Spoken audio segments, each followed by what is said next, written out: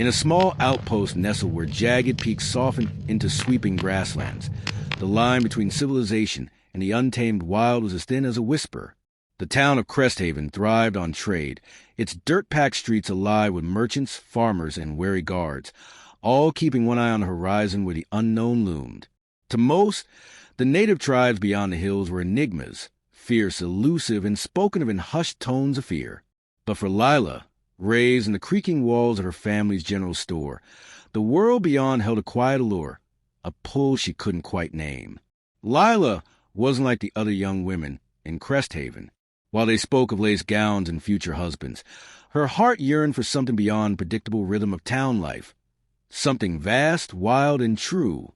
Her days were spent tending the store, bartering with travelers, and watching the distant hills with a restless spark in her eyes. One sweltering afternoon, as heat rose in waves from the earth and crickets sang their endless song, chaos erupted. A stallion, spooked and untamed, broke free from its tether, hooves thundering as it charged toward a group of children playing near the stables. The crowd froze, shouts of panic cutting through the air. Before Lila could process the scene, a figure emerged from the dust, a tall Navajo man, his presence steady amid the turmoil. His name, she later learned, was Tarak, a warrior whose calm authority seemed to hush the very wind.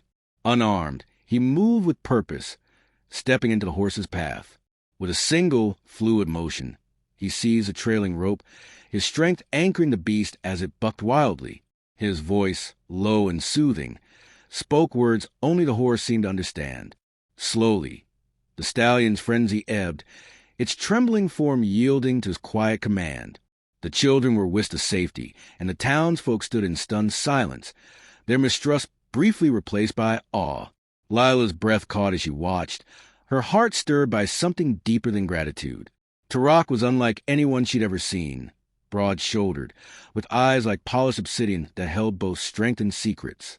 For a fleeting moment, their gazes locked, and the world seemed to pause, the crickets' hum fading to a distant murmur.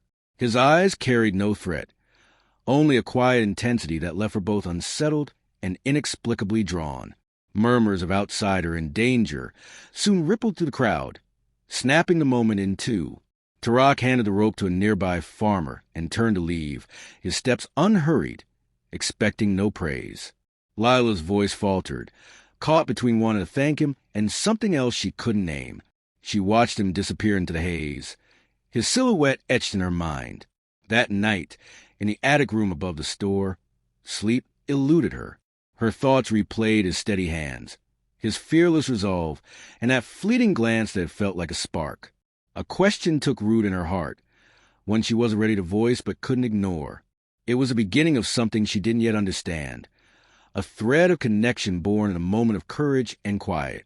In the weeks that followed, Lila's world felt subtly altered. The store hummed with its usual rhythm, wagons rolling in, children darting through the streets, but she carried a quiet anticipation, her eyes often drifting to the horizon. Her father, Elias, noticed her distraction and warned her sternly about the Navajo, repeating tales of raids and danger that echoed through Cresthaven. Yet those stories clashed with the memory of Tarak's restraint, planting a seed of doubt in her mind. Her chance to see him again came unexpectedly. One crisp morning, a group of Navajo riders arrived in town, their horses adorned with woven cords and bright feathers. They came to trade, their presence commanding yet peaceful. Elias tensed his suspicion clear, but business demanded courtesy. From the store's doorway, Lila's gaze found Tarak, standing tall among his kin, his expression unreadable yet alert. When their eyes met, that same pull tugged at her, like a current she couldn't resist. She busied herself with fetching goods, stealing glances as Tarak negotiated with quiet dignity, unfazed by the townsfolk's cold stares. Later, as the group prepared to leave, a small boy wandered too close to the horses, curious and unaware. Before anyone else could react, Tarak gently guided the child back, his voice soft but firm. Lila watched, her heart warming at his kindness, so at odds with the tales she'd been told. Her curiosity soon outgrew her caution. When Elias planned a delivery near Navajo territory, Lila insisted on joining, brushing off his protest with a determination she barely recognized.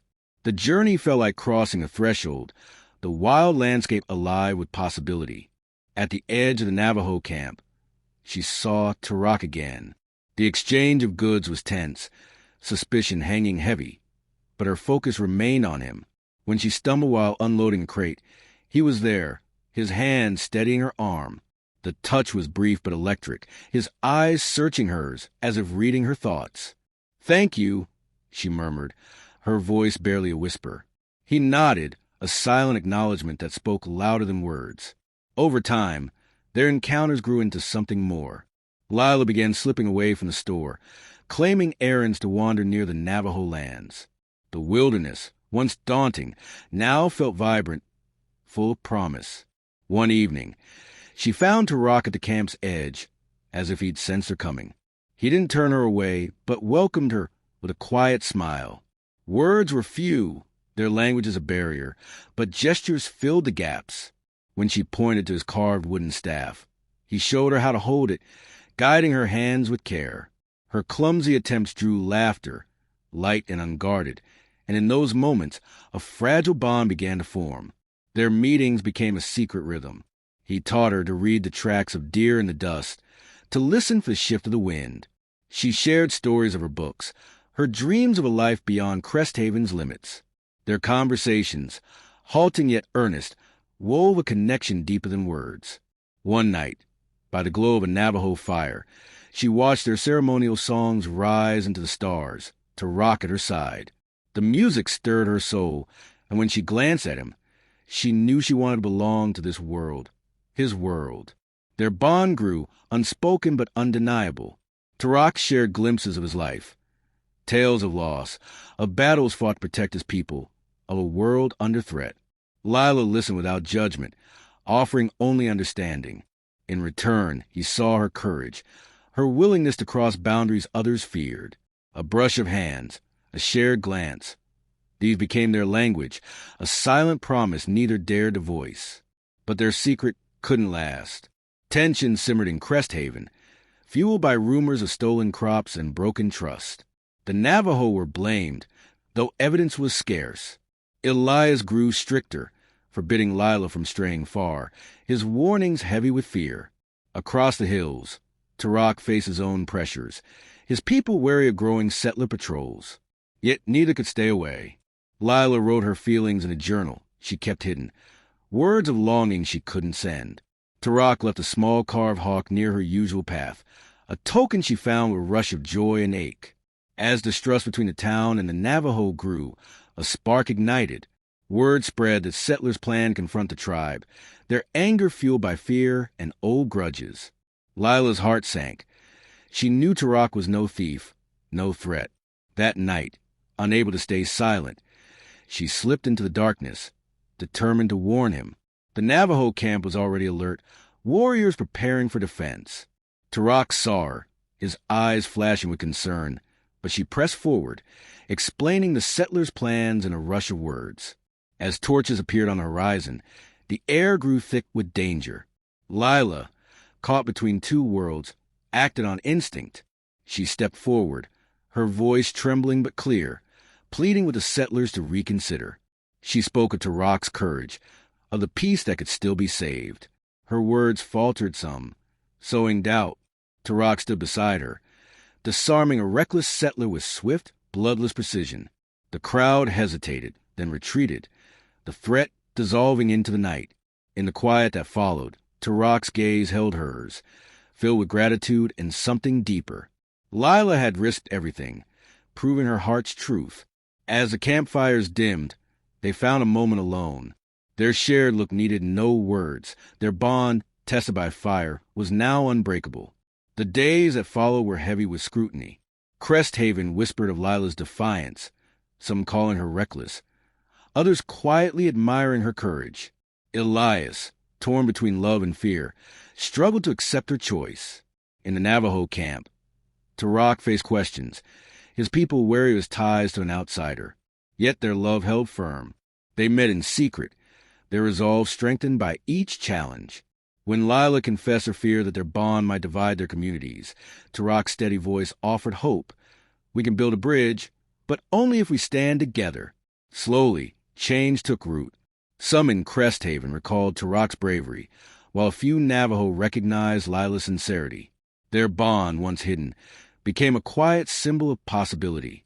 When they chose to unite, it was under the stars, a simple ceremony blending their worlds. Tarak offered a woven cord vibrant with meaning. Lila gave a locket, a piece of her past. Their hands clasped, their promises spoken in the Navajo tongue, felt in her heart. Their union didn't erase division, but it stood as proof that love could endure. Over time, Lila learned the Navajo ways, while Tarak walked beside her in Cresthaven, no longer a stranger. On a quiet evening, as they sat atop a hill, the sunset blazing gold, Lila asked if he ever regretted their path.